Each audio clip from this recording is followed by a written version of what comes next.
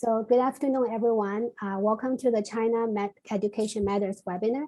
My name is Kate. I'm the Manager of Market Support and Partnership Development at the BC Council for International Education, and I will be monitoring today's webinar. Thank you so much for joining us today on what I hope will be an informative session regarding China education. Today's webinar is co-hosted by the Consulate General of the People's Republic of China in Vancouver. Before we get started, it is important that I acknowledge that at BCCIE, we live and work on the unceded traditional territories of the Coast Salish peoples of the Musqueam, Squamish, and Tsleil-Waututh nations. Now move on to a few housekeeping items. Attendees will be muted during the webinar, and there is a chat function for you to provide your comments to us, to the panelists during the session. If you have any technical issues, please let us know through the chat box and we'll try to answer your inquiry as soon as possible.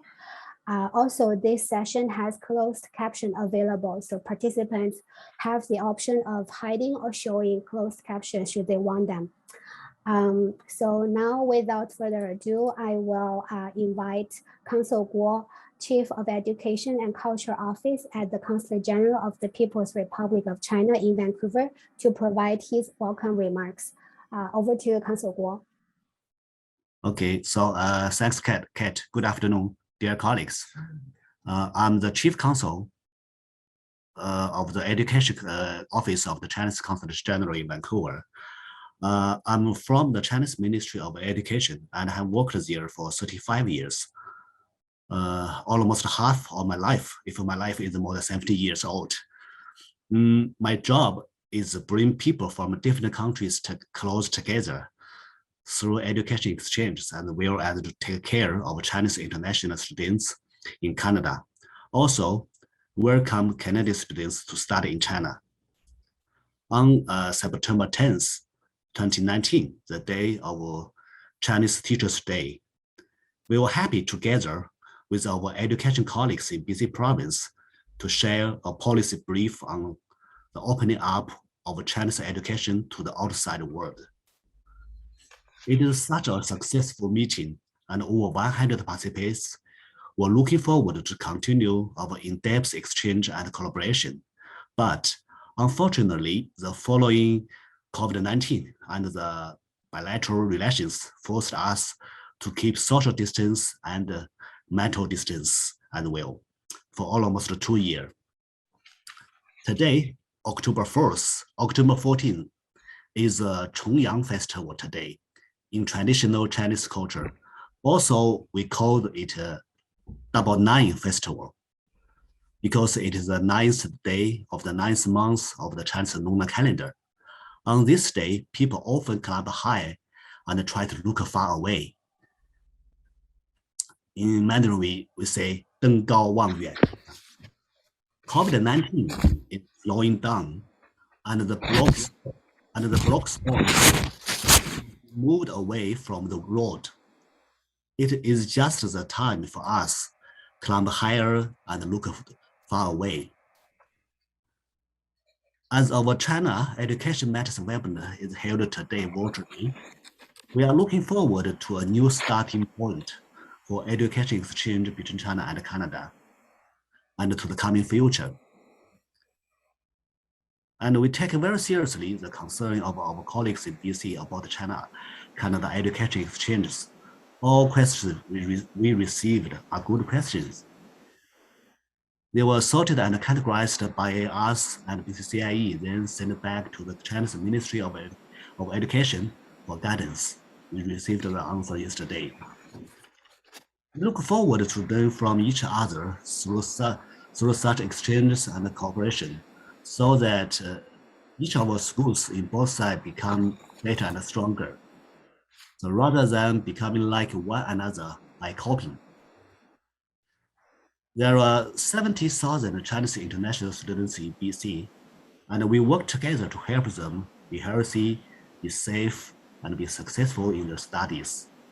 So we have many common targets and missions.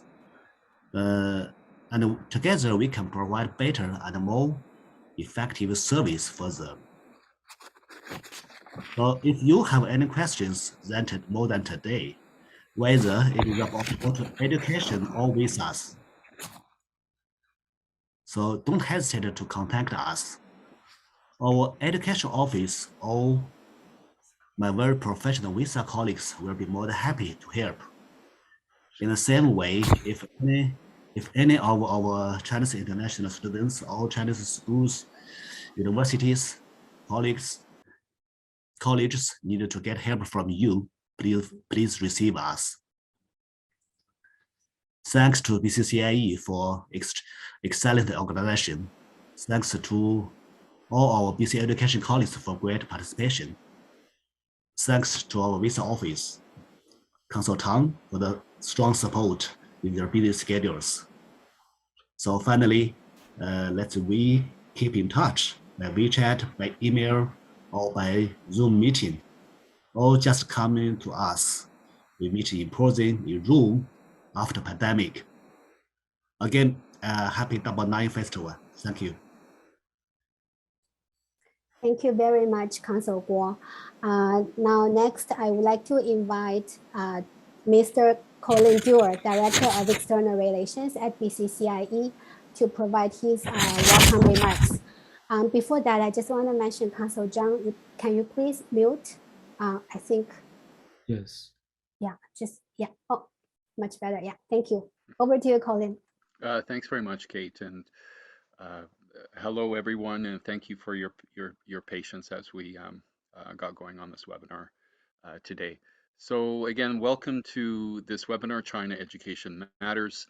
My name is Colin, as Kate mentioned, and Director of External Relations at the BC Council for International Education. And thank you for allowing me a couple remarks before we get going with the content.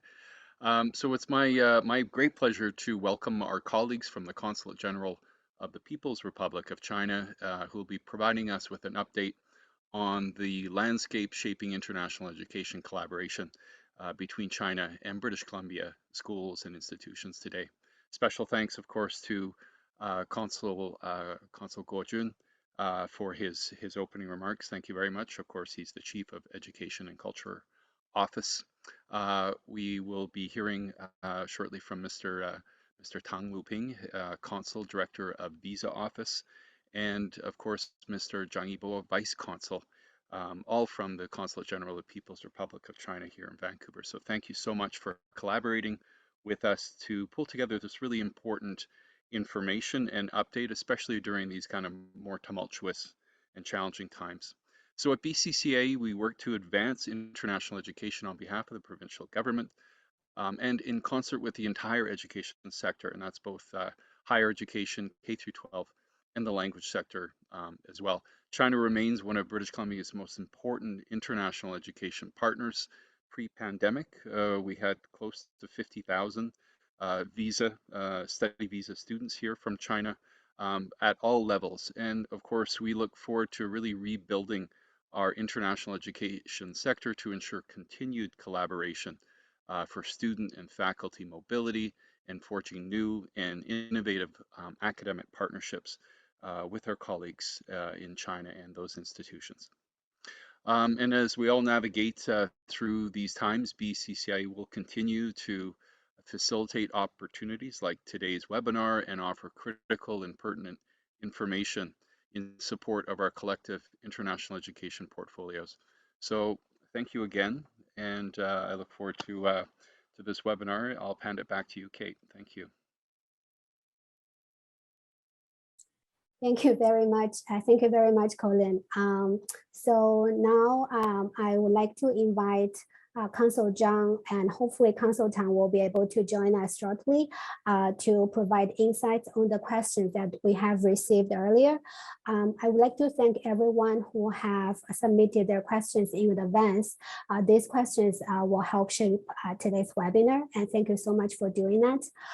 We have divided the questions into two categories. So the first category is about educational collaboration and student recruitment strategy. And the second one is related to visa policy and border entry requirements. So first, I would like to invite Consul Zhang to talk about educational collaboration and provide further insights on that. Okay, thank you very much. So I think it is a really a great pleasure and honor for me to have this kind of communication with all the educators around BC province. So I think that I have to thank the endeavor that BCCIE have done to make it realized, because it is a very good platform for our consulate and the educational circle in BC to communicate. And we have received a lot of questions about the educational aspects of China. I think that there are a lot of concerns about that.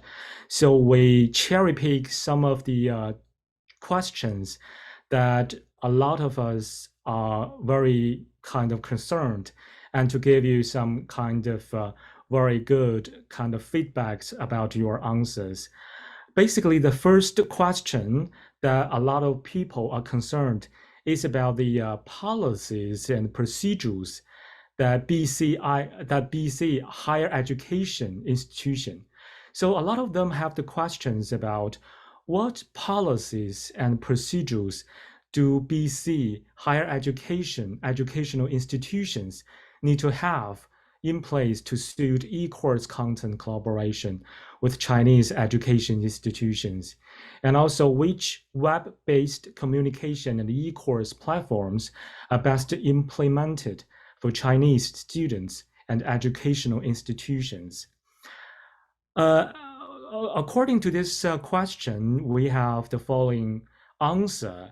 That is, basically at present, the COVID-19 pandemic control in China has entered the normal stage, and the education and teaching activities in higher education are mainly offline.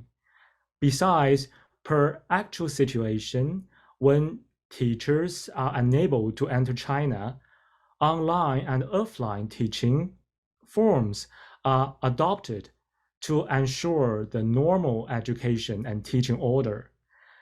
So the web-based communication and e-course platforms best implemented for Chinese students and educational institutions include Tencent Conference, Dingding, Zoom, and so on. So much about these questions. I think this topic is really popular because right now, in the background of the COVID-19 pandemic, a lot of people and students are really concerned about the e-course and how they adapt to the e-communication, how they adapt to the lifestyles that is changed by COVID-19. So I think that this kind of situation and platform provide us a good topic for the further teaching styles. So China and Chinese government and also the Ministry of Education in China pay much attention to this topic. So we have this kind of answer to your inquiries about that. So the second question is mainly about, are Chinese students required to complete 70% of their 2+2 dual degree program overseas in order to have their foreign credential recognized in China? Or do they need to plan to enroll in an overseas master's program upon completion of their undergraduate program for credential recognition? So this is also a very popular topic that a lot of students, international students, are concerned. So according to relevant regulations, Chinese Service Center for Scholarly Exchange, that is CSCSE for short, this institution provides overseas credential evaluation and recognition services in China. Students can obtain an overseas degree if they meet the certification criteria. Degree certification does not require students to take a proportion of their overseas courses abroad? So much for the answers for this question. So last but not least, I think a lot of people are very concerned about the vocational education in China. A lot of people ask about the internationalization of vocational education in China and how to get the collaboration with Chinese government, Chinese vocational schools in the background of COVID-19. A lot of questions about that. So about this topic, we have the following answers to your inquiries. Basically, in China, vocational education and training, that is VET for short, is mainly conducted and managed by the Ministry of Education and the Ministry of Human Resources and Social Security, and has been playing an important role in domestic development and economic growth. To better meet the need of economic development, China has been actively engaged in global cooperation and exchanges in the field of vocational education. China has invited foreign professionals to deliver lectures in China on advanced technology, to establish joint projects in order to promote vocational education systems in China. China encourages high-quality vocational education to cooperate with enterprises in high-speed rail and telecommunications operations to go global, aiming to pursue the combination of knowledge and practice through apprenticeships, internships, and training. Greater emphasis is also placed in China's international strategy, such as through establishing Luban workshops and organizing groups of vocational college teachers to receive training abroad. Chinese vocational colleges are encouraged to conduct joint academic research, discuss and formulate standards on vocational education, and set up staff and student exchange programs with high-quality foreign vocational education institutions. All of this is within the main goal of lifting the international influence of Chinese vocational education.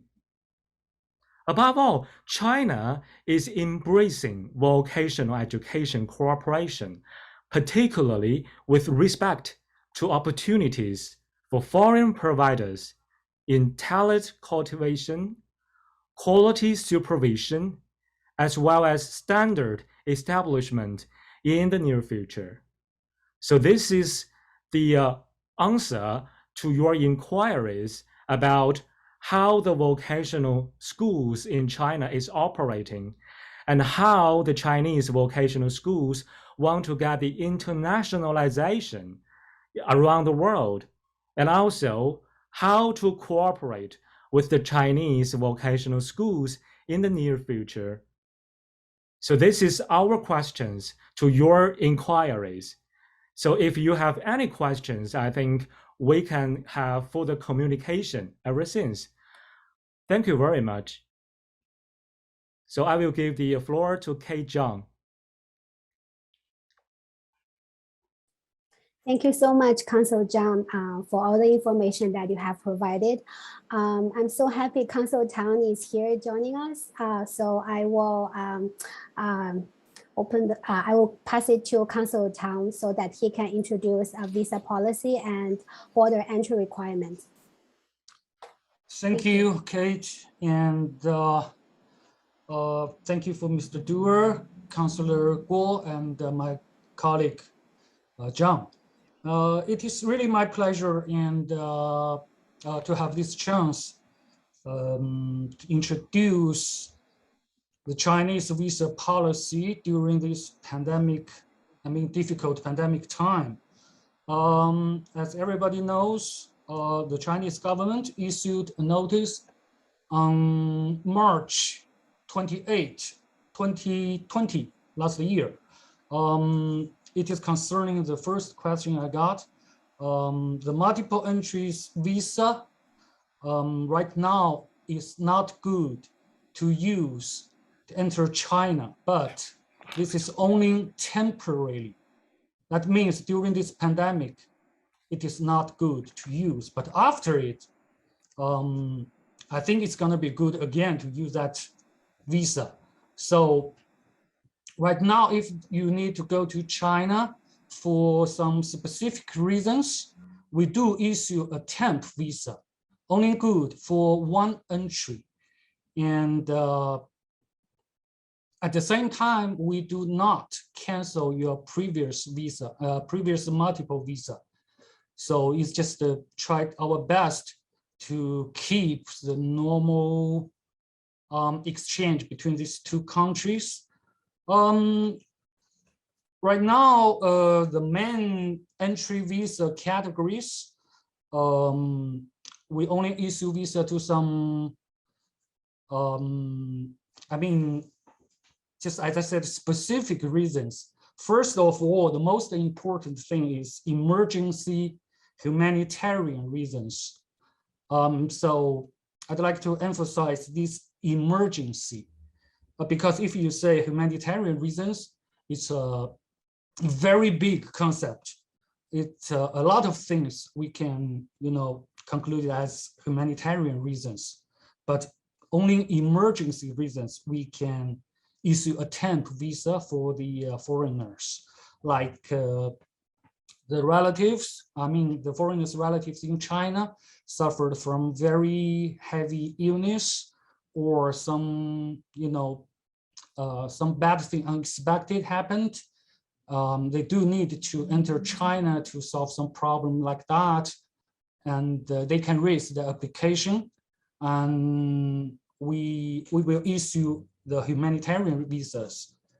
Number two is for some cases very important to China, it is concerning resumption of work, and we call it the production. Briefly, it is concerning the business visa, something like that. But we the consulate, we cannot judge this case is necessary or not. So that's why for the applicant would like to apply for temp business visa, they need to bring the a very important paper, we call it invitation from the local authority of China, and must be provincial level. And we do not accept municipal levels. The letter from municipal local authority, only the provincial authority can issue that paper, and then we can issue a temp business visa. I think maybe you are interested about the F visa, as I introduced the year before last year. The F visa usually issued to the exchange of cultural, science, and education in those fields. And frankly speaking, we cannot say the situation right now is fully returned to that of, before the pandemic, but there is such exchanges undergoing, and we did issue visa, F visa, during this pandemic. Actually, the same requirement like the M visa, business visa. We also need the formal invitation letter from the Chinese provincial level authority. If you got that paper, I think you got visa. Okay, the first question I got, there's any exemption? I'm so sorry to say, there's no exemptions. Believe it or not, this is the last word I'd like ever want to say. It is no, but during this pandemic, it's a really difficult time, and we have to implement some new policies imposed during this pandemic. This is the first question, and the second one, how long is the current procession time for Canadian students to obtain a student visa to study in China? I'm terribly sorry to say no again. I think we stopped it to issue X visa since the March of 2020. Right now, we do not issue any X visa, student visa anymore. But I think in the near future, I believe it's gonna be, in the near future, the X visa could be issued because the situation is changing right now, and we do get some information from my boss. They are thinking about that. So I'd love to see in the near future I can issue X visa again. I think this is two questions for me, and if you have any further questions, you are very welcome to raise it to Councillor Guo. And I think Councillor Guo will pass it to me, and I'd love to explain or give the answer to you. Thank you again, and wish all of you a good day. Thank you so much, Councillor Tang. So this is the time that we have provided for the webinar today. I know there might be additional questions relating to the content that we just mentioned. So please feel free to email those questions to us, and we will, at BCCIE, we will help to forward those questions to Councillor Guo, Councillor Zhang, and Councillor Tang. Just want to thank Councillor Guo and Councillor Tang, Councillor Zhang for joining us today and for providing the information. We look forward to continuing the conversation. And also, we would also like to hear the feedbacks from our attendees today. So we would appreciate if you can complete a short survey once you log out on Zoom that will pop up on your screen. And also I want to share the website where you can find. So I also want to share this information here where you can see all the future events and webinars that BCCIE will be organizing. The next one is featuring Vietnam market. So we would like to invite all of you to join us on November 2nd.